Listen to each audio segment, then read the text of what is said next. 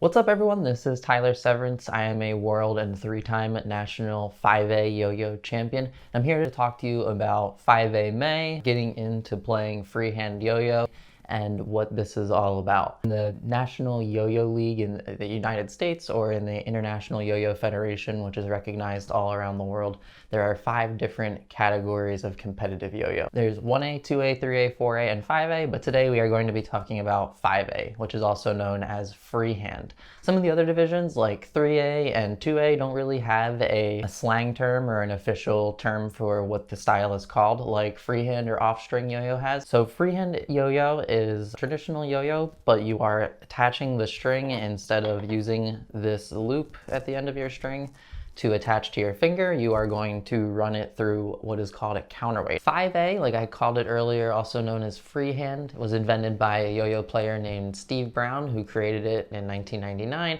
went on to compete at the Bay Area Classic Yo-Yo Contest, placed first place, did a really legendary blindfolded freestyle, and ever since freehand has really grown into its own subculture of yo-yoing. It's very popular in other countries, and it's one of the most translated styles country to country, meaning every country has its own very unique style of how they play. Everyone is really individual, and it's always blossomed in its own direction. The first couple questions everyone asks when they are starting to play 5A is, what yo-yo should I use and what counterweight should I use? As far as yo-yos are concerned, that's personal preference.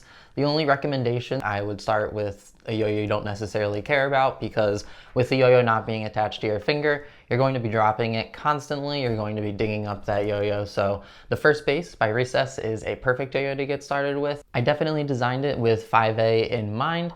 Whatever counterweight you choose is also going to be a matter of personal preference. Almost all counterweights are properly weighted to be used with most yo-yos, unless the counterweight itself is oversized, or vice versa if your yo-yo is undersized. I'm going to be using a number of different counterweights this month, including counterweights by Duncan, 3D printed by Chris Deemy, and other counterweights available on 5ayoyo.com. So check out the link down in the description for those. After you have your yo-yo and your counterweight, you need to decide on your string length. Especially with freehand play, if your string is too long, your counterweight will spin really slow. But if your string is too short, your counterweight's going to spin really fast. And as you progress and your play style develops, you can make that decision for yourself. But right now, I think it's a good idea to start right at your belly button. And that is where, personally, I play as well. So pretty good place to start. First thing I like to do is stretch my string a tiny bit to make sure that it is the accurate length that my string is going to be as I'm playing 5A, because your string will stretch quite a bit. After you stretch your string and it's more of an appropriate length, like I said, you're going to drop your yo-yo down. I'm going to measure mine to approximately my belly button, and you want to give yourself just a little bit more bleed room on the end, like leave your string a little bit longer than you ordinarily would, because after you put your counterweight around the finger loop, it's going to be like, it has to wrap around your counterweight here, so it's actually going to be a ½ inch shorter than you'd probably estimate. So this is actually maybe about good. After you've adjusted your string length, you're going to notice there's a hole in your counterweight. What you're going to want to do is take your string, the side that doesn't have the finger loop on it, through that hole, pull it through the bottom half, and then you're just going to make a slip knot around your counterweight like so. Pull it through the middle, and voila. So to begin playing 5A, and the way you hold the yo-yo is, instead of attaching it to your finger, it is